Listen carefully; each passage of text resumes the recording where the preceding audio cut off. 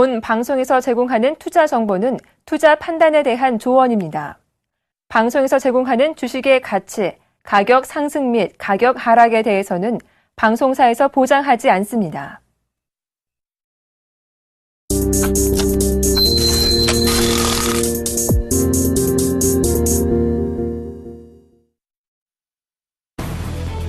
우크라이나 동부 지역에 또다시 긴장감이 고조되고 있습니다. 우크라이나 내무부는 친러시아 세력이 설치한 불법 검문소 3곳을 제거하는 과정에서 5명을 사살했다고 발표했습니다. 러시아군이 우크라이나 접경 지역에서 군사훈련을 재개한 가운데 푸틴 러시아 대통령은 우크라이나 정부가 대가를 치르게 될 것이라고 경고했습니다. 미국이 이르면 오는 28일 러시아에 대한 추가 제재안을 내놓을 전망입니다. 버락 오바마 미 대통령은 러시아에 대한 추가 제재 방안을 논의하기 위해 독일과 프랑스, 이탈리아, 영국 등 유럽 주요국 정상들과 통화하고 러시아 군대가 우크라이나로 이동하는 것을 저지하기 위해 협조하기로 했습니다. 뉴욕 증시가 우크라이나 우려 고조와 기술주 매도 등으로 인해서 하락 마감했습니다. 다우지수는 0.85% 내린 16,361.46을 기록했고 나스닥 지수는 1.75% 하락한 4,075.56을 나타냈습니다. S&P 500 지수는 0.81% 떨어진 1863.4로 거래를 마쳤습니다. 유럽 증시도 하락세로 장을 꺼냈습니다. 우크라이나 사태에 관한 우려가 높아지고 있는 가운데 독일 증시가 1% 넘게 하락하면서 이날 유럽 증시 하락세를 주도했습니다. 영국 증시는 0.26%, 프랑스 증시는 0.8% 내렸고 독일 증시가 1.54% 비교적 큰 폭으로 하락했습니다. 미국의 이번 달 소비자 신뢰지수가 9개월 만에 최고치로 올랐습니다. 톰슨 로이터 미시간대는 4월 소비자 심리지수 확정치가 지난해 7월 이후 최고치인 84.2를 기록했다고 발표했습니다. 이는 직전월 기록인 80과 시장 전망치인 83을 웃도는 결과로 지난 11일 발표된 예비치인 82.6보다도 높은 수준입니다. 미국의 4월 비제조업 부문이 확장세를 나타냈지만 지난달보다는 확장세가 둔화한 것으로 나타났습니다. 시장조사업체 마킷은 이번 달 비제조업 구매관리자 지수 PMI 예비치가 54.2로 집계됐다고 발표했습니다. 이는 지난달의 55.3에 비해서는 1.1포인트 내린 수준으로 시장 전망치인 55.5를 밑돈 수치입니다.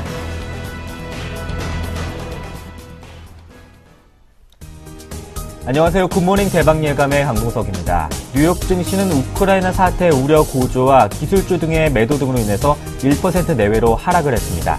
우크라이나 긴장이 고조되고 포드 등 기업 실적이 부진함에 따라 뉴욕 증시 하락세를 부추겼는데요. 러시아가 우크라이나 국경지대에서 새로운 군사훈련을 돌입함에 따라서 우크라이나 사태가 다시 한번 악화일로 치닫고 있습니다.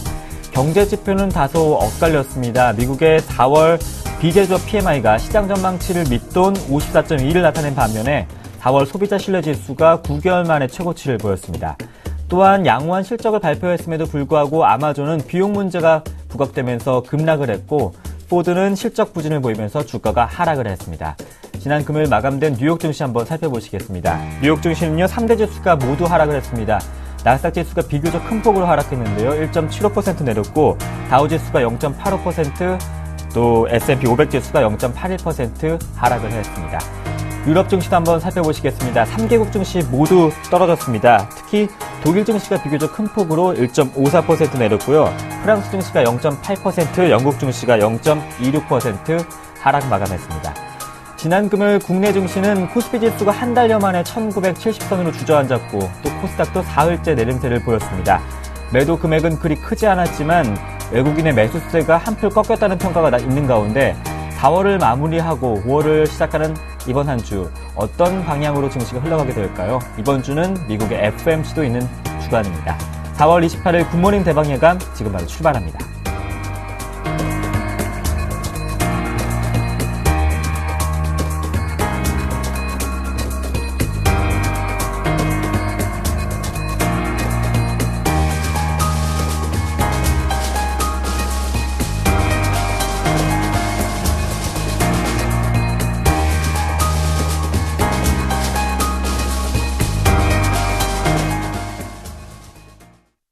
연준이 현지 시간으로 29일과 30일 FOMC 회의를 개최합니다. 추가 자산 매입 규모는 100억 달러 축소가 예상되며 양적 완화 규모가 매월 450억 달러로 줄어들 것으로 예상됩니다. 네, 자세한 외신 소식 한번 살펴보시겠습니다. 레이크쇼 인베스터스의 이현민 이사님과 함께합니다. 안녕하십니까? 안녕하십니까?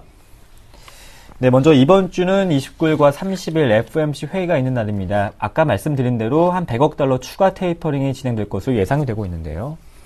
그렇습니다. 벌써 올해 세 번째 네. 연방공개시장 회의가 이제 코앞으로 다가왔습니다.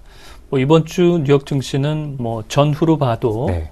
이 GDP 발표하고 그다음에 FOMC에 어떤 내용들이 좀 흘러나오느냐, 이것이 이제 시장의 관심 사안이라고 볼 수가 있겠고요. 네. 또 사이드 이펙트로는 계속 우크라이나 사태가 여전히 좀 맹위를 떨치고 있죠. 지난 주말에도 뉴욕 증시와 유럽 증시가 좋지 않은 부분이 네. 이런 긴장이 악화되는 이런 일변도의 내용이 크게 달라지지 않은 점이 그 내용으로 판단을 할 수가 있겠습니다. 오늘은 첫 이슈로 이번 주에 가장 중요한 이슈로 부각이 되고 있는 FOMC 회의와 관련된 내용을 살펴드리도록 하겠습니다. 먼저 현재 보시고 있는 화면은 현재 언론의 보도 화면인데요. 옐런 의장이 마이크에 마이크를 앞에 대고 있는 모습이 현재 잡히고 있습니다. 제목만 먼저 빨리 일별해 드리면요. 여기 이제 오토 파일럿이라고 썼습니다. 자동적으로 항법장치에 기대서 그 비행기가 순항을 할 경우 이제 오토 파일럿 이렇게 이제 쓰는데 이 100억 달러 규모로 계속적으로 현재 FOMC 회의 때마다 테이퍼링 기조를 가져가는 이런 내용을 현재 들고 있습니다.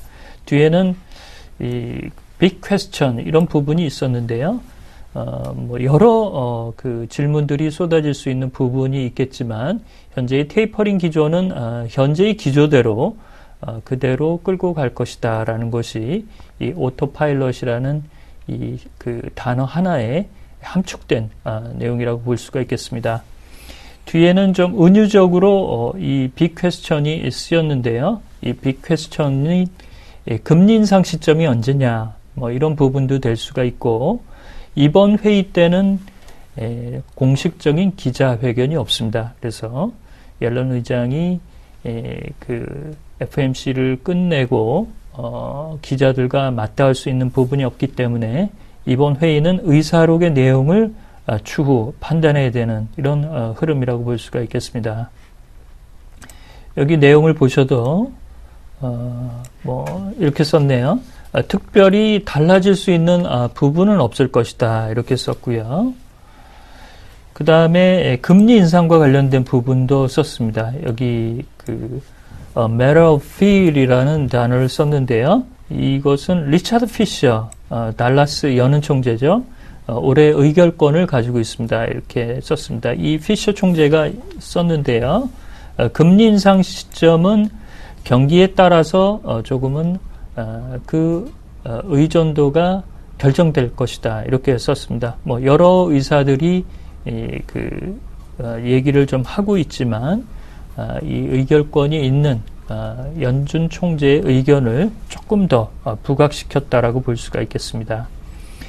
이 보스턴의 에릭 로젠그린 총재는 완전 고용 수준 달성 또는 인플레이션이 2% 이상 오르기 전까지는 제로금리 수준을 유지해야 된다, 이렇게 얘기를 했는데요.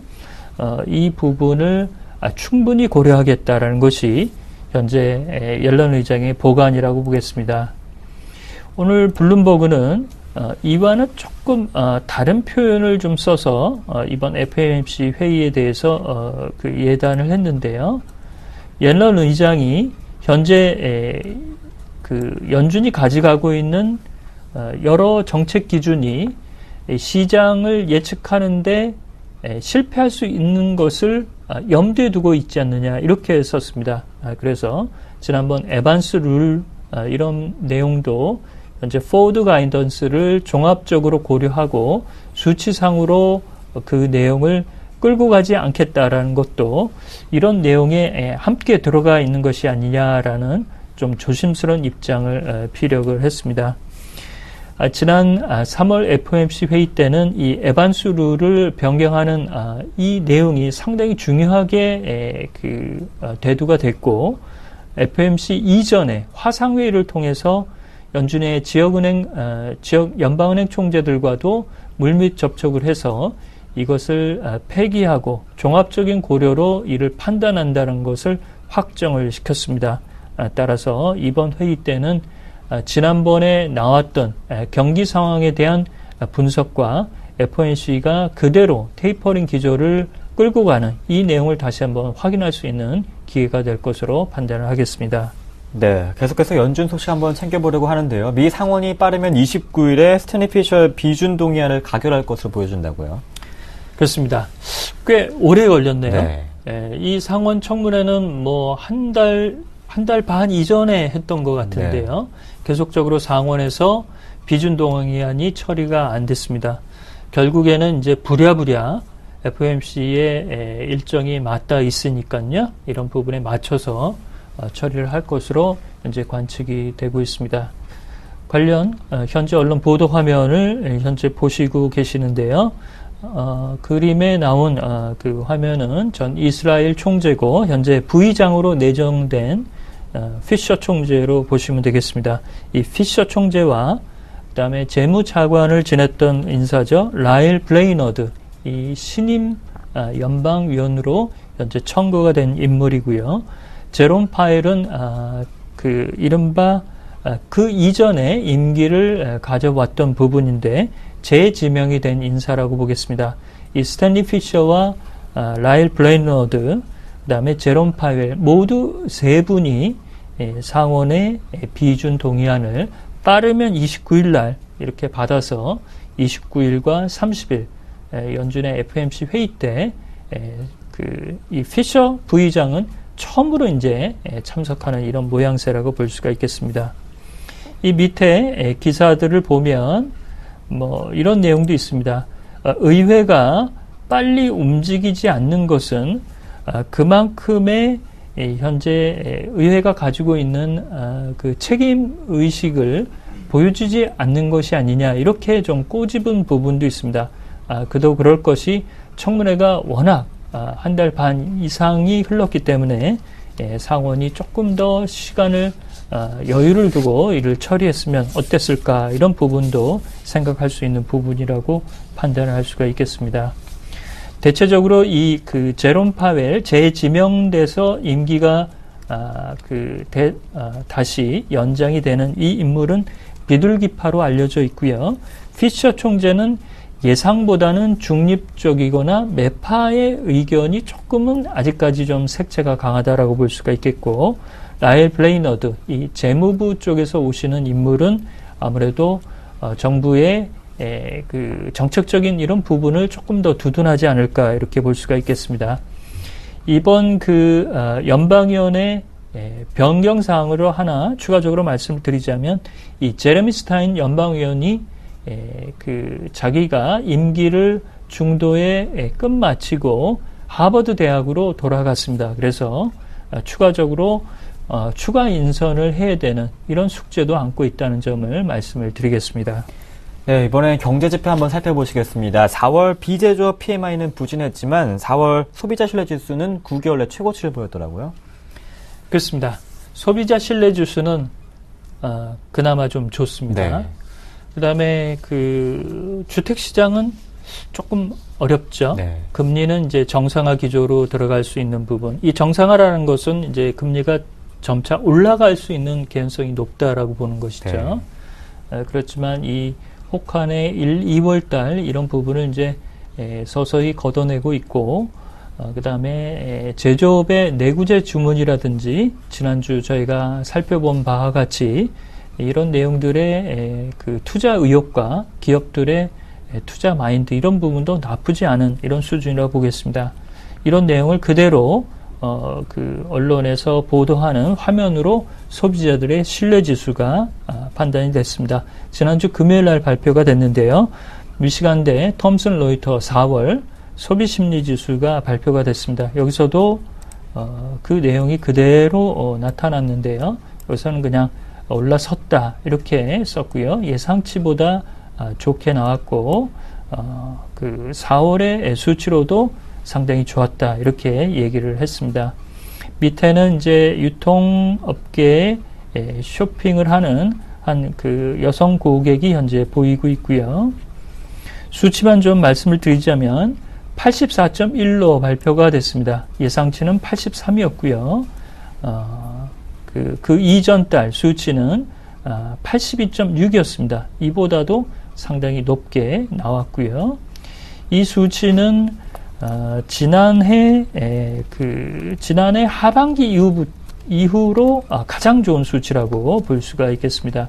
여기 보시면 현재의 경제평가 지수도 나왔는데요. 98.7로 2007년 7월 이후 95.7보다도 가장 현재 높은 수준을 보이고 있고요.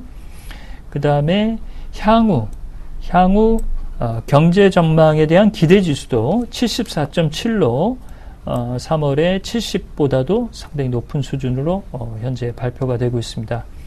이렇게 보면 현재 그 경기에 대한 소비자들의 기대 수준은 상당히 높고, 다만 임금 인상이라든지 최저임금 인상 이런 부분은 현재 진통을 좀 겪고 있고요. 주택시장은 앞서 말씀드린 대로 계속적으로 모기지금리가 추가적으로 더 올라갈 수 있는 이런 부담 때문에 주택시장의 상승세는 한풀 그 맥이 조금은 꺾인 듯한 이런 부분입니다. 따라서 우리 시간으로 5월 1일이 되겠는데요. 이 GDP 수치가 어떻게 발표가 될지 미국의 1분기 수치가 가장 궁금하다고 판단을 하겠고요. 2분기 이후 이런 부분도 소비자 신뢰지수에 영향을 상당히 많이 줄 것으로 판단할 수가 있겠습니다. 네, 한편 우크라이나 사태가 악화일로 치닫고 있는 가운데 S&P가 러시아의 국가신용 등급을 한 단계 낮췄더라고요. 투자 부적격 등급 바로 윗단계로요.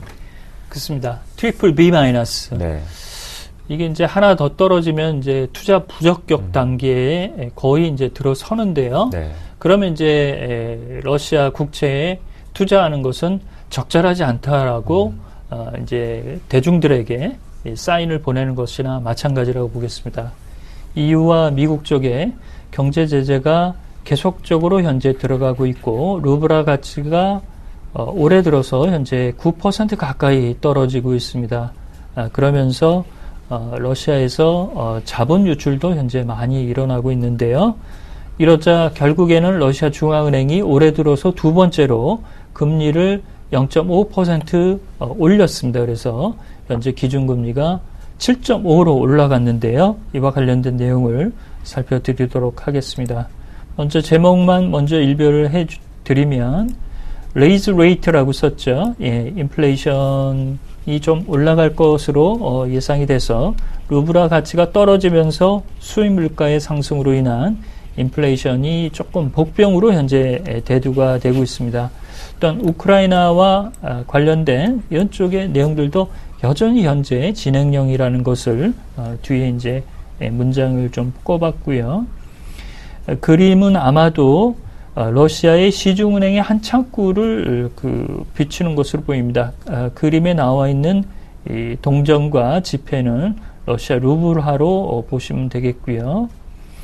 이 뒤쪽에 보시면 이번에 주말에 올린 부분은 0.5%를 올려서 7.5%를 올렸는데요. 지난 3월에 150bp 1.5%를 올린 바가 있습니다. 그래서 연초 대비 러시아 중앙은행의 현재 기준금리는 5.5에서 7.5까지 현재 올라간 상태입니다. 이렇게 되면 최근 S&P가 이 등급을 트리플 B에서 트리플 B 마이너스로 이번에 내리면서 현재의 전망 기조도 부정적으로 계속적으로 유지를 했습니다. S&P가 현재 보고 있는 부분은 최근 약 3개월 동안 러시아에서 유출된 자본 유출 규모가 약 637억 달러로 현재 계상을 했습니다. 이 정도 수준이라면 3개월 내에 상당히 많은 자금이 현재 빠져나가고 있다라고 볼 수가 있겠고요. 현재 핑코의 엘 에이리언 CEO도 이 러시아가 계속적으로 좀 불안하게 움직이면서 EU와의 러시아 가스 공급이 좀 끊어질 수 있는 위기도 있지 않겠느냐, 이런 얘기를 현재 두둔을 하고 있습니다. 이 얘기를 좀 꺼내고 있는데요. 실제로 이 가능성은 좀 낮지만 계속적으로 우크라이나 사태가 유혈 사태로 번지고 있다는 점, 고삐를 늦출 수 없는 글로벌 증시의 복병이라고 볼 수가 있겠습니다. 네, 아시아 4개국을 순방 중인 오바마 대통령, 일본과의 환태평양 경제 자유협정이 좀 무산됐다고요? 실제적으로 좀 도출이 될 줄을 알았는데요. 네. 결국에는 선물을 못 가지고 갔습니다. 우리나라도 이제 들렀다가 박근혜 대통령과 정상회담을 하시고 네. 필리핀과 말레이시아를 순방을 하고 이제 들어가셨는데요. 일본과의 이 TPP죠. 이 환태평양 경제 자유무역 협정, 이 내용에서 역시 일본의 농업시장 개방은 여전히 좀 높은 수준을 보였습니다. 이 파고가 그대로 좀 나타났습니다. 이 화면은 CNN 머니 화면인데요. 일본을 지난 주말에 방문했던 의장대 사열을 하고 있는 현재 오바마 대통령이 보이고 있습니다. 여기 보시면 fail이라고 썼네요. 일본과의 무역 협상에서 만족할 만한 성과를 거두지 못했다, 이렇게 썼습니다. 현재 이 소제목으로 나온 부분을 봐도 일본과의 협상이 기대는 좀 상당히 높았는데요. 예상보다는 조금 진통이 좀 있었습니다. 일본이 양보를 끝끝내 하지 못한 부분이 여기 보시면 쇠고기, 돼지고기, 그 다음에 쌀 시장 개방, 설탕, 이런 품목에 대해서 기존의 입장을 미국과의 이견을 좀 좁히지 못했고요.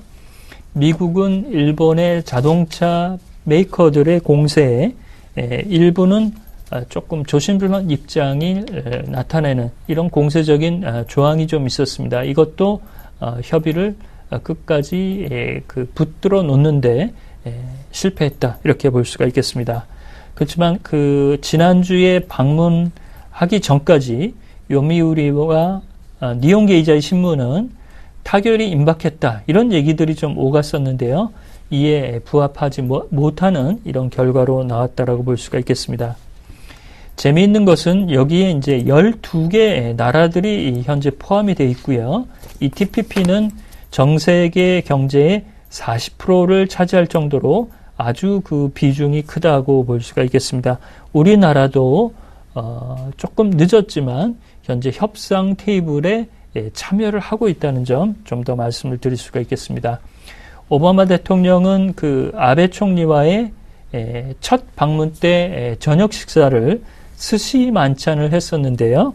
이때 오바마 대통령이 아베 총리에게 아베 총리가 오바마 대통령보다 지지율이 높기 때문에 이 TPP에서는 일본이 좀 양보를 해달라, 이렇게 얘기를 했습니다. 그래서 저녁 정찬으로 나온 스시의 반을 남겼다라고 했습니다. 이 불만을 우회적으로 좀 토로를 했는데요. 결과적으로는 조금 더 시간이 걸리는 것으로 판단을 하겠습니다. 네, 이렇게 외신 소식 한번 살펴봤습니다. 레이크쇼 인베스터스의 이현민 이사님과 함께했습니다. 고맙습니다.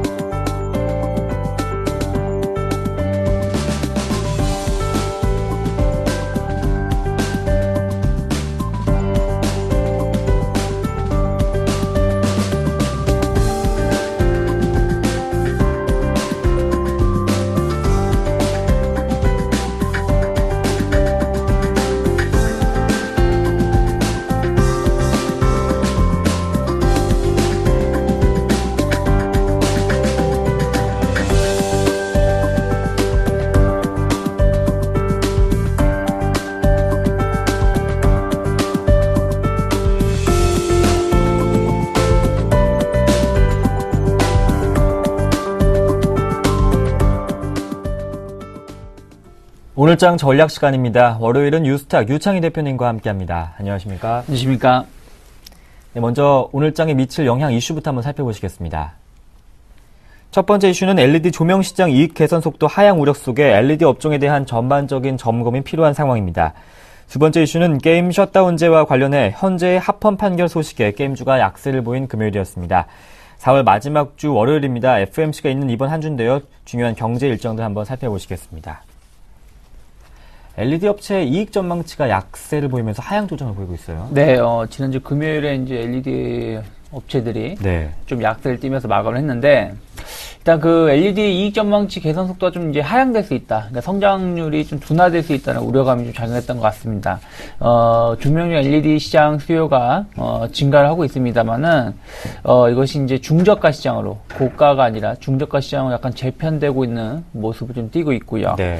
거기다 최근에 이제 주가가 많이 올라왔던 부분도 있었죠. 그러다 보니까 차익성 대기 물량이 상당히 많이 쌓여있던 상황에서 이런 악재가 나오다 보니까 주가 좀 약세를 띈 것이 아닌가 생각을 좀 하고 있고요. 조명 시장을 보신다라면 최근에 그 가격대가 작년 대비해서 한 30% 정도 하락을 했다는 부분들, 그리고 갈수록 이 하락 속도가 좀 강해질 수밖에 없는 게 다른 중소형 업체들이 LED 조명 시장에도 뛰어들고 있기 때문에 이와 관련해서 약간 성장세 좀 우려심을 받고 있는 것 같습니다.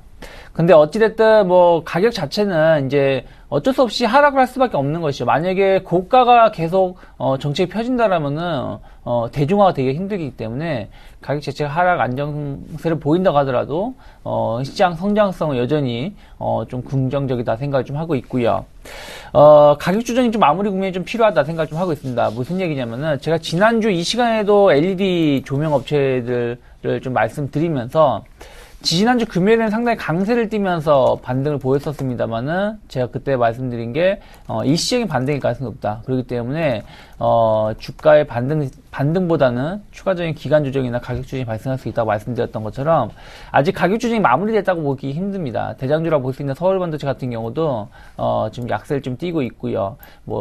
루멘스 같은 경우도 좀 그렇게 좋은 모습을 띠지 못하기 때문에 의미 있는 바닥이 좀 확인되기 전까지는 좀 보수적인 접근 필요하지 않을까 생각을 좀 하고 있습니다. 네. 게임 셧다운제에 대해서 헌재가 합헌 소식을 내렸죠. 이런 관련해서 게임주가 약세를 보인 금요일이었는데요. 네, 지난 목요일에 네. 그런 얘기 나왔죠. 헌재가 이제 자정 9시부터 새벽 6시까지 네. 청소년들이 이용하는 것을 막는 부분에 대해서 셧다운에 대해서 합헌 의견을 내렸습니다.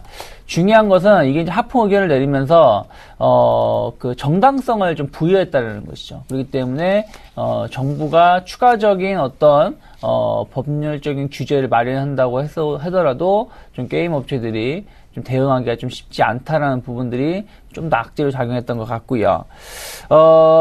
지난주 금요일에 보신다면 게임주도 평균 등락률이 한 2.7% 정도 하락세를 보였었고, 모바일 게임보다는 온라인 게임주들이 좀 약세를 띄었었다는 부분들. 왜냐면 좀 기대감이 좀 있었던 상황에서 그게 지금 무산됐기 때문에 좀 하락세를 보였는데, 시장에서 보기에는 온라인 게임주보다 오히려 모바일 게임주가 더 타격을 받을 수도 있다. 향후에는 불확실성이 더 커질 수도 있다라는 얘기가 나오고 있는데, 그런 이유 중에 하나가 온라인 게임 같은 경우는, 정 안 되면은 부모님의 명의로, 주민등록번호로 게임을 재가입을 해서 할 수 있겠습니다만은 휴대폰 같은 경우는 바로 본인 인증이 바로 보다 편하게 손쉽게 이루어질 수 있기 때문에 이에 대한 불확실성은 좀 발생할 수 있기 때문에 게임주들 특히 모바일 게임주도 최근에 좀 많이 올랐던 부분들도 있기 때문에 당분간 주가가 좀 약세를 띌 가능성이 좀 더 높지 않을까 생각을 좀 하고 있고요. 특히 이제 대응을 하는 거에 앞서서 지금 세월호 사건이 아직까지도 진행 중이고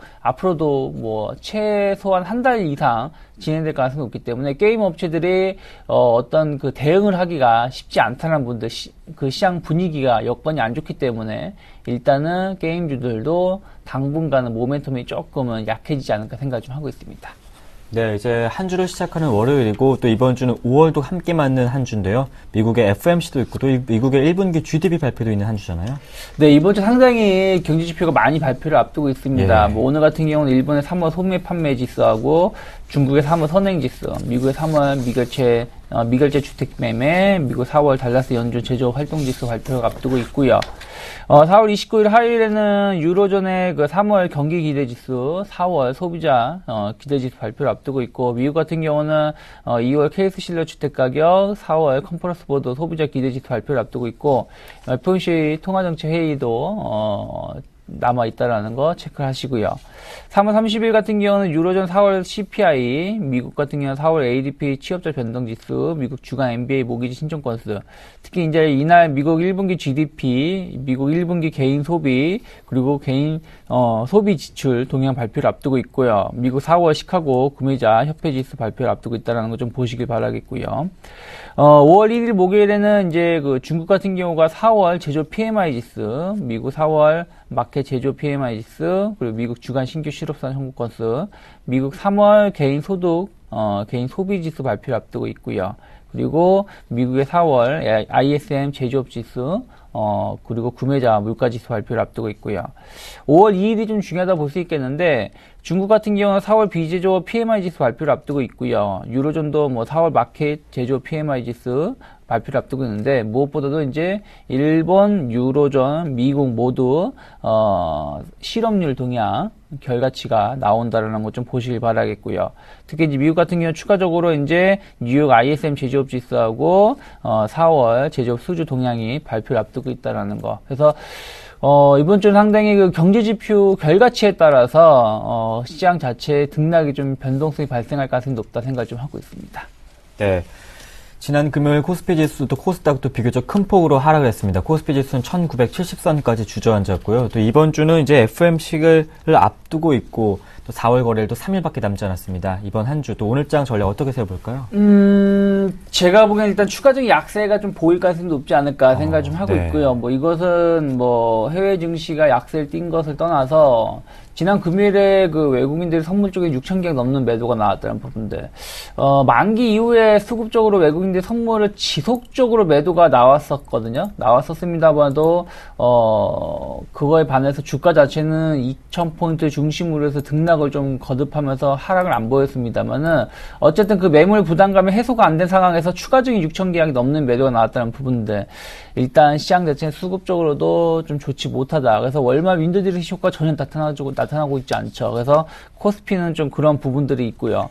코스닥 같은 경우도 일단은 가격 조정이 조금 더 이루어질 수 있는 구간에 놓여 있다. 무슨 얘기냐면 573포인트에서 지난주 금요일에도 말씀드린 게 반등보다는 좀 추가적인 약세가 열려 있다고 말씀드렸는데, 일단 550포인트대까지는 일시적인 그 21선 이탈을 하면서 하락이 나올 수도 있기 때문에 조금은 주 초반에는 좀 보수적으로 접근하시는 게 좋지 않을까 생각을 하고 있고, 주 초반 이후에 좀 시장을 좀 바라보시면서 건설이나 디스플레이 관련된 부품업체들, 그리고 약간 경기방어주 성격이 있고, 또 최근에 또 음식료 가격, 그러니까 원자재 가격이 좀 상승을 좀 불러일으키고 있기 때문에 음식료 업체들 좀 관심을 좀 봐야 되지 않을까 생각을 좀 하고 있습니다. 네, 보수적인 접근이 필요한 시점에서 건설과 디스플레이도 음식료에 대한 관심이 유효하겠다, 이렇게 전략까지 한번 들어봤습니다. 지금까지 유스탁 유창희 대표님과 함께했습니다. 고맙습니다. 고맙습니다.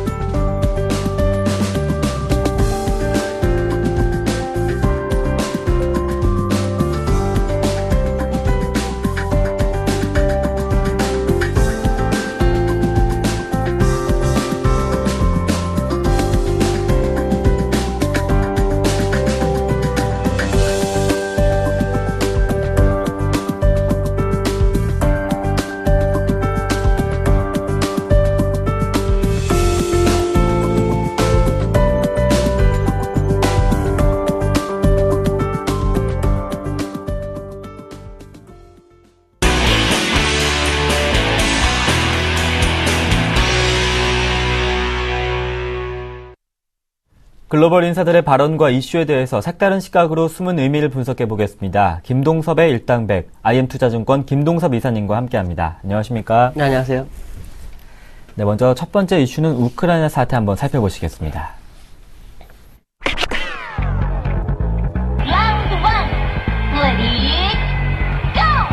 주요 7개국이 우크라이나 사태와 관련해 러시아의 추가 제재를 신속히 하기로 합의했습니다.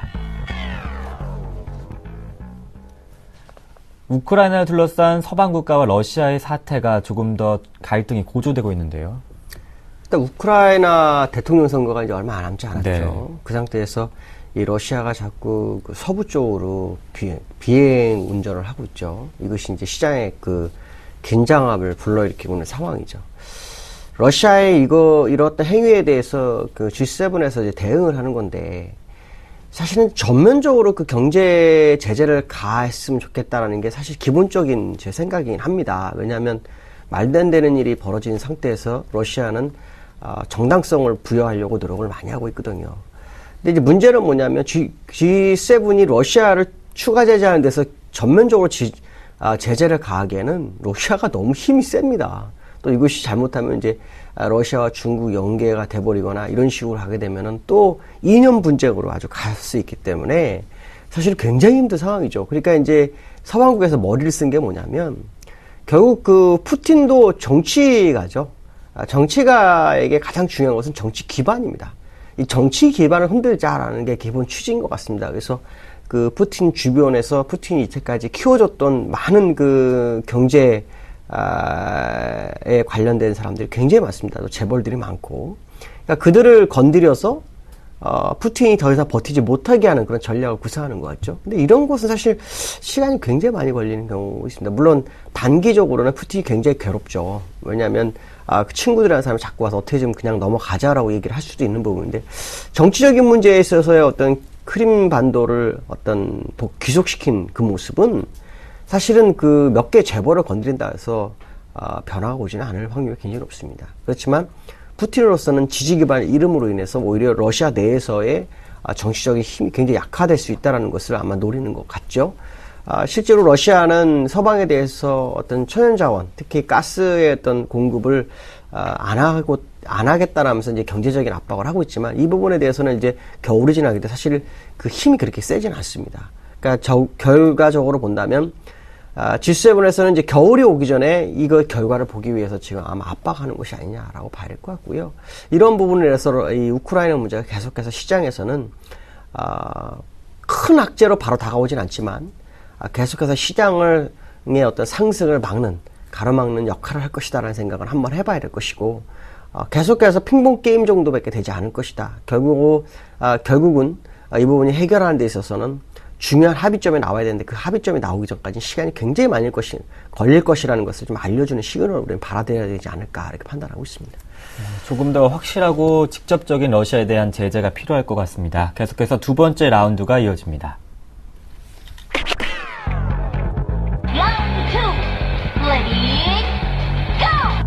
미국과 일본을 포함해 선진국 중앙은행의 인플레이션 예측 모델이 제 기능을 상실했다는 주장이 연이어 제기되고 있습니다. 사실 중앙은행의 인플레이션 전망이 빗나간 것은 이번이 처음이 아니라고요. 인플레이션 전망치는 네. 예전부터 계속 틀렸어요. 1999년도부터 계속해서 인플레이션, 2014년, 12년까지 인플레이션에 대해서 그 예상치가 한 번도 맞은 적이 없습니다. 일본도 결국 인플레이션 나올 거라는데 디플레이션을 왔고요. 또 미국도 역시 계속해서 시장에서 인플레이션이 좋아질 거다라고 했지만 그렇지 못한 것이 사실은 이제 그 미국이나 일본, 사실은 일본이 지금은 G2가 아니지만 예전에는 G2였거든요. 그러니까 그 두 개의 나라가 인플레 예측 모델의 기능이 상실했다라는 거, 그것은 결국 지금 양적 완화를 하는 것이 맞느냐 안 맞느냐에 대한 얘기까지 나오시는 부분이라는 거죠. 그러니까 양적 완화가 엄청난 유동성 공급을 통해서 인플레이션 유발하기 위한 적절한 정책이었느냐라는 문제까지도 시장에 제기할 수 있는 부분이 되기 때문에, 이런 부분을 본다면 중앙은행에서 어떤 인플레이션의 예측 모델에 보다는 오히려 다른 모델을 시장에 내보내야 되지 않겠느냐라는 생각을 해봐야 될 것 같고요. 인플레이션에 대한 부분이 사실은 제가 볼 땐 셰일가스가 등장함으로 인해서 인플레이션에 대한 부분이 잘못됐을 확률이 굉장히 높습니다. 왜냐하면 에너지 가격이 사실은 그 인플레이션에 상당한 중요한 역할을 하는데, 이때까지 에너지 그러면 아시겠지만 천연가스라든가 아니면은 그 휘발유, 그러니까 석유 쪽, 원유 쪽에서 그 영향이 굉장히 컸거든요. 근데 이걸 대표해서 더 싼 셰일가스가 생겨버리다 보니까 인플레이션이 확실하게 측정이 안 되는 것 같습니다. 제가 볼 때는. 제 개인적인 생각입니다. 그렇기 때문에 이런 부분들을 감안한다면 사실 지금 그 미일의 어떤 중앙은행이 인플레이션을 모델로 해서 뭐 일본 같은 경우는 2%가 될 것이다. 뭐 미국도 인플레이션이 2%가 다시 2.5%까지 돼서 자기들이 이제 결국 양적 완화를 멈추고 긴축 모드로 갈 것이다 하는 그런 어떤 기대치가 100% 확인이 안 되는 부분이 된다라는 거죠. 그렇기 때문에 아마 미국이나 일본 입장에서는 이 어떤 목표치, 인플레이션에 대한 어떤 그 부분보다는 다른 목표치를 시장에 제공하는 게 현명하다라고 판단해 주고 있고요. 아니면 적어도 인플레이션 산정 방법을 아예 바꾸는 방법도 한번 생각을 해볼 필요는 있겠죠. 그렇지 않다면 인플레이션 가지고 시장을 예측하기 굉장히 어렵습니다. 그러나 과거 사례를 보면 인플레이션 한번 뛰기 시작하면은 겁나게 뜁니다. 그렇기 때문에 그때는 또 그것이 예측치로서는 또 의미를 상실할 수 있기 때문에 미국이나 일본 중앙은행에서는 이 부분에 대해서만큼 정말 생각해야 되는 것이 맞지 않을까라고 생각이 들고 있고요. 지금 미국 같은 경우에도 아시겠지만 고용을 일단 얘기를 하고 있지만 고용에 대한 어떤 실업률이 벌써 다 됐다라고 판단하기 때문에 인플레이션의 포인트를 맞춰서 이것이 또 중앙은행의 어떤 정책 기조에 있어서 실패가 나올 수도 있는 부분이 있기 때문에 이 어떤 인플레이션을 어떤 모델하는 데 있어서 새로운 모델이 시장에 등장하는지를 우리는 관심 있게 보면서 시장 대응을 하셔야 되지 않을까라고 판단하고 있습니다. 네, 인플레이션 가지고만은 시장을 예측하기에는 계속해서 어렵다는 의견 피력해주고 계십니다. 계속해서 마지막 라운드는 일본 경제에 대한 이야기를 해보겠습니다.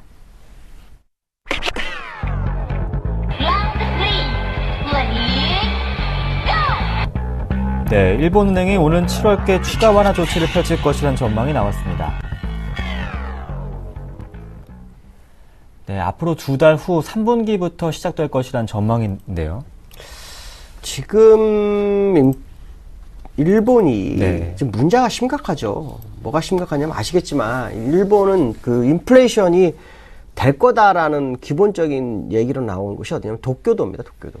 도쿄도가 2.6% 정도가 나오면서 시장에서는 이거 드디어 인플레이션이 되나 보다 이러는데 사실은 이게 문제가 좀 있다고 하죠. 어떤 문제가 있냐면 기업들이 이 소비세 인상을 대비해서 미리 가격의 인상을 함으로 인해서 이것이 이제 인플레이션이 부풀려진 것처럼 보이는 그런 상황이 발생하고 있다라는 부분인데 문제는 뭐냐면 이 BOJ가 7월 추가 부양책을 할지 안 할지를 아무도 모른다는 겁니다.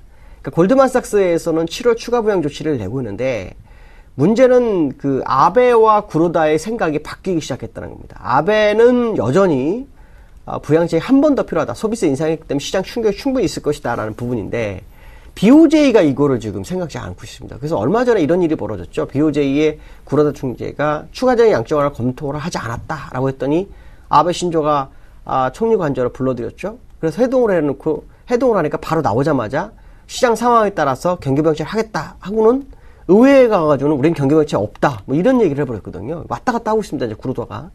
그럼 도대체 구로다는 뭘 보고 그랬을까요? 아마도 도쿄도의 CPI가 좋게 나왔기 때문에 이것이 시장 전체에 영향을 미칠 것이다라는 생각을 일부 하는 것 같고요.